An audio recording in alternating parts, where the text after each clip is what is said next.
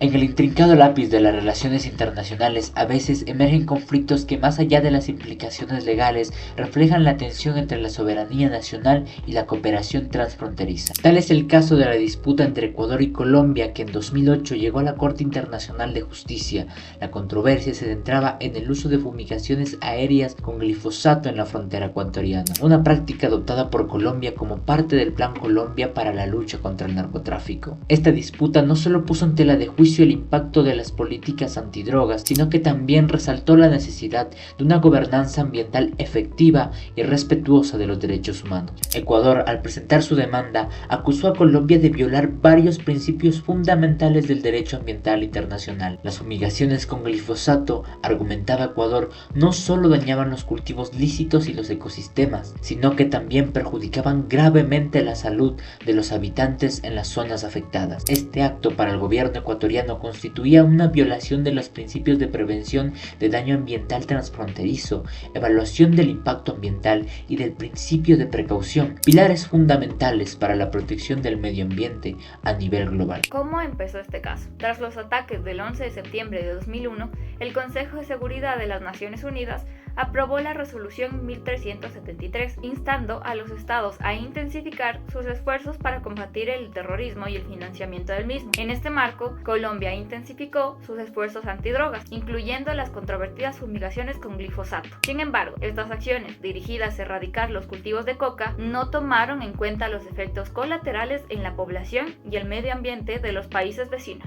El glifosato es un herbicida de amplio espectro ampliamente utilizado en la agricultura y en la gestión de áreas no cultivadas para controlar las malas hierbas y otras plantas no deseadas. Fue desarrollado por la compañía Monsanto en la década de 1970 y es el ingrediente activo del producto Roundup. La narrativa que emerge de este caso es una de resistencia y negociación. Ecuador no solo buscaba la suspensión de las fumigaciones, sino también un reconocimiento de los daños causados y la implementación de medidas que previnieran futuros incidentes. La comunidad internacional observaba con interés, esperando que la CIJ proporcionara un marco claro sobre cómo deberían manejarse los conflictos ambientales transfronterizos en el futuro. Sin embargo, antes de que la Corte pudiera emitir un fallo, los dos países alcanzaron un acuerdo bilateral. Este acuerdo, que llevó a Ecuador a retirar la demanda, incluía compromisos mutuos para evitar daños transfronterizos y establecer un marco de cooperación para abordar las preocupaciones ambientales y de salud pública planteadas por Ecuador. Este desenlace no solo evitó un largo y potencialmente divisivo proceso judicial, sino que también subrayó la capacidad de la diplomacia para resolver disputas complejas. La retirada de la demanda por parte de Ecuador se vio como una señal de pragmatismo y disposición a cooperar. Sin embargo, otros lo interpretaron como una concesión ante una situación que exigía una respuesta más contundente de la comunidad internacional.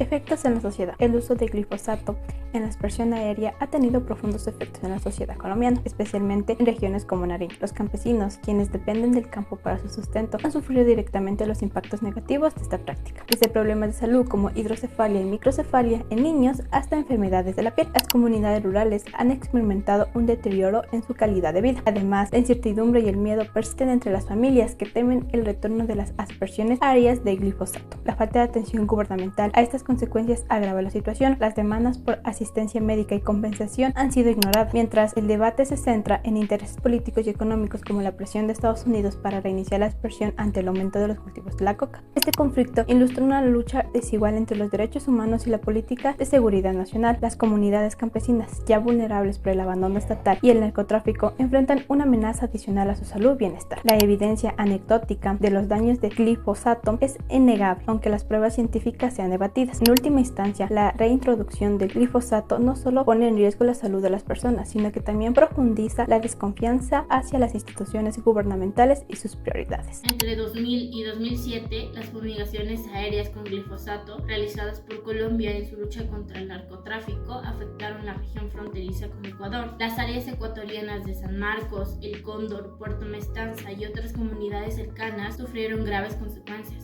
Ecuador reportó que las fumigaciones causaron la muerte de al menos 2 personas y afectaron a cientos más con problemas de salud como irritaciones en la piel, problemas respiratorios y otros efectos adversos. Además, se documentaron daños significativos a cultivos agrícolas y a la biodiversidad local, incluyendo la muerte de animales y la destrucción de plantas nativas. La contaminación también afectó las fuentes de agua, exacerbando el impacto ambiental y humano. Más allá del ámbito legal.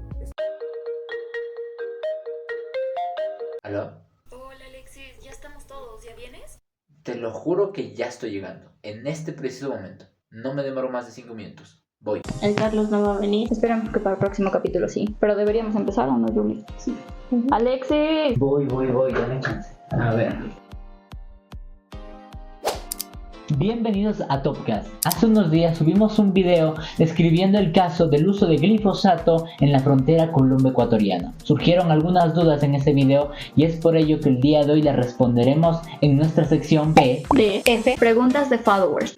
¿Debería Ecuador haber insistido en una sentencia formal de la Corte Internacional de Justicia en el lugar de resolver el caso mediante un acuerdo bilateral? Resolver el conflicto entre Colombia y Ecuador sobre las fumigaciones con glifosato mediante un acuerdo bilateral creo que fue una decisión acertada. Este enfoque permitió una solución rápida y eficaz y así poder evitar los costosos y largos procesos judiciales en la Corte Internacional de Justicia. Este acuerdo también facilitó la implementación inmediata de medidas concretas para detener las fumigaciones. Además, hicieron una zona exclusiva de 10 kilómetros desde la frontera para proteger a las comunidades afectadas y también al ambiente ecuatoriano. Además, el acuerdo incluyó una compensación económica de $15 millones para las comunidades afectadas por las fumigaciones. Esto permitió a Ecuador recibir una reparación sin esperar una sentencia formal. También se estableció un protocolo especial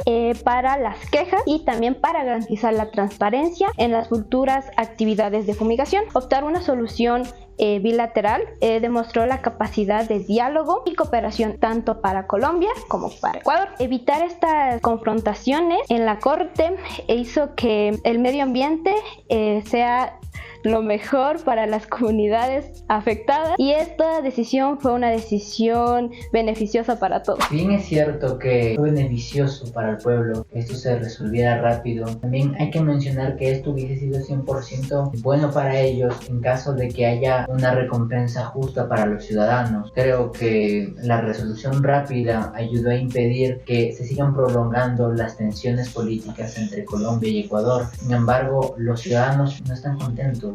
Principalmente porque no se les informó de forma oportuna. De hecho, media hora antes de la publicación del informe oficial se les había notificado. Entonces, esto es un problema porque también en el caso de la señora Linia Kiwaski, integrante del Comité Interinstitucional contra la Fumigación, comentó su descontento con la resolución de los 10 kilómetros, debido a que esta resolución funcionaba de forma distinta a la que uno podría pensarse. La resolución era gradual. ¿Qué significa esto? Bueno, que con el pasar del tiempo, con el pasar de los años, estos 10 kilómetros primero de zona de restricción bajarían hasta los 2 kilómetros de restricción, lo que supone pues nuevamente poner en peligro tanto la salud de los habitantes como sus plantaciones. No estoy de acuerdo en una resolución que no asegure al 100% la salud de los habitantes y también la reparación de sus tierras, porque Linia Kiwaski también mencionaba que las plantaciones como la yuca y otros tubérculos también se vieron afectados a raíz de estas fumigaciones. Por ende, yo tengo la esperanza de que si hubiese creado una sentencia en la Corte Internacional de Justicia, esto habría significado un análisis más amplio de una resolución que realmente respete y contemple la mejor forma de solucionar estos problemas que tienen los habitantes de la zona. Héctor pregunta, ¿de qué manera las fumigaciones de glifosato violan los derechos a la salud, a un medio ambiente sano y a la naturaleza? Las fumigaciones con glifosato violan estos derechos según varias normativas internacionales. Primero, el Convenio de Diversidad Biológica nos dice que estas fumigaciones pueden causar daños a la biodiversidad, ya que afectan tanto a los animales como a plantas y deterioran los ecosistemas naturales, por lo que esto va en contra de estos principios incluidos en este convenio, que busca prevenir y reducir el daño ambiental. Luego, el Convenio de Estocolmo sobre contaminantes orgánicos persistentes tiene como objetivo eliminar o restringir los contaminantes peligrosos por sus efectos nocivos a la salud y al medio ambiente. En base a esto entendemos que las fumigaciones hechas por Colombia han dañado los ecosistemas locales y el medio ambiente en general. Luego, el Pacto Internacional de Derechos Económicos, Sociales y Culturales y la Declaración Universal de Derechos Humanos subrayan el derecho a la salud y a vivir en un medio ambiente sano, ya que las fumigaciones han provocado efectos negativos en la salud de las poblaciones fronterizas, como quemaduras, irritaciones, infecciones e incluso la muerte. Asimismo, la contaminación resultante afecta el derecho de las personas a vivir en un entorno saludable. De acuerdo a la normativa ecuatoriana, las fumigaciones con glifosato han causado diversas violaciones a los derechos a la salud, a un ambiente sano y a la naturaleza en general en varios aspectos. Me explico. Primeramente, cabe mencionar que la Constitución de la República del Ecuador establece en su artículo 32 el derecho a la salud y nos dice que el Estado tiene la obligación de garantizar y restaurar este derecho a la salud. En este sentido, las fumigaciones con glifosato al haber causado daños adversos en la comunidad fronteriza, tales como enfermedades respiratorias, infecciones y demás, son una violación directa a este derecho. Por otro lado, en cuanto al derecho a un ambiente sano, se puede decir que este está protegido en la Constitución de la República del Ecuador en el artículo 14, en donde se reconoce el derecho a la población a vivir en un ambiente sano y ecológicamente equilibrado. En este sentido,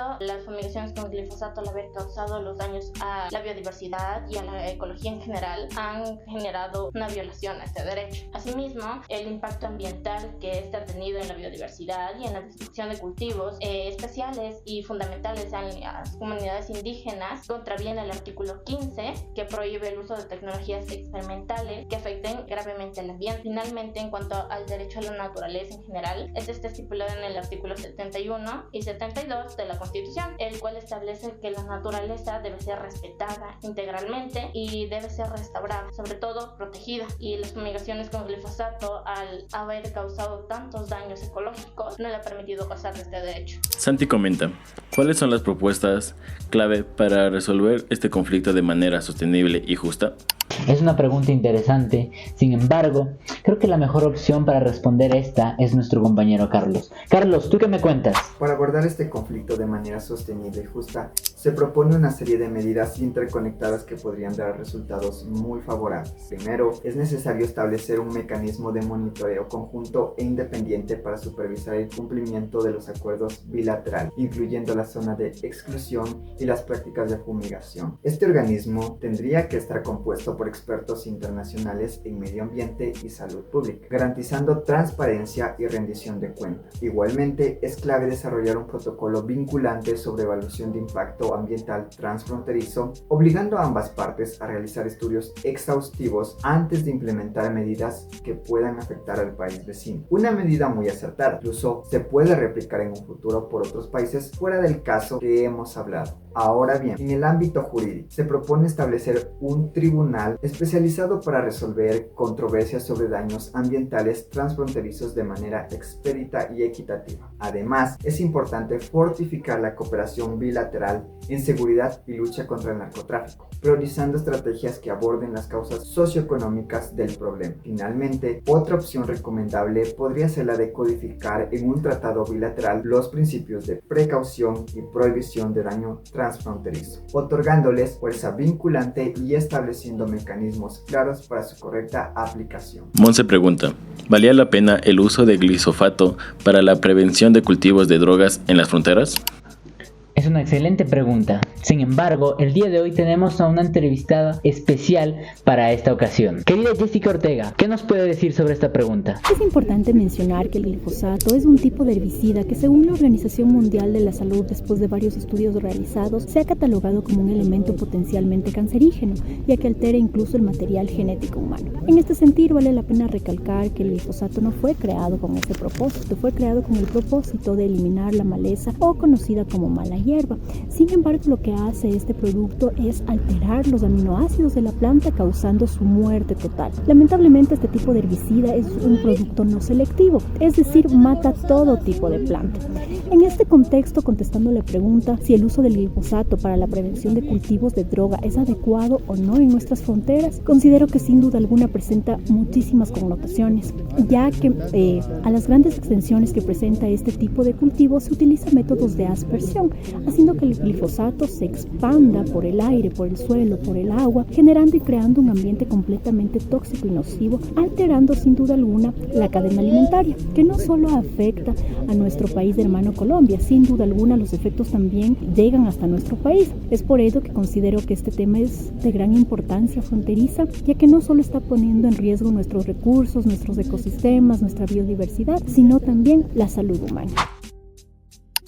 Más allá del ámbito legal, este caso plantea preguntas esenciales sobre la intersección entre la lucha contra el narcotráfico y las obligaciones ambientales. ¿Cómo pueden los estados equilibrar la necesidad de combatir actividades ilícitas con la protección de los derechos humanos y el medio ambiente? La respuesta no es sencilla. La historia del caso Ecuador contra Colombia es una lección sobre la importancia de la cooperación y el diálogo en las relaciones internacionales. Las fumigaciones con glifosato en la frontera no fueron solo una cuestión de políticas antidrogas, representaron un desafío a la integridad territorial y al bienestar de los ciudadanos, recordándonos que las acciones de un Estado pueden tener repercusiones significativas más allá de sus fronteras. Este caso resalta la necesidad de soluciones sostenibles y concertadas que aborden las causas subyacentes de los conflictos transfronterizos y promuevan una coexistencia pacífica y respetuosa de las leyes internacionales. En conclusión, el conflicto sobre las fumigaciones con glifosato en la frontera entre Ecuador y Colombia es un ejemplo emblemático de los desafíos contemporáneos en la gobernanza ambiental y la lucha contra el narcotráfico. La resolución del caso a través de la negociación y el acuerdo bilateral, en lugar de un fallo judicial,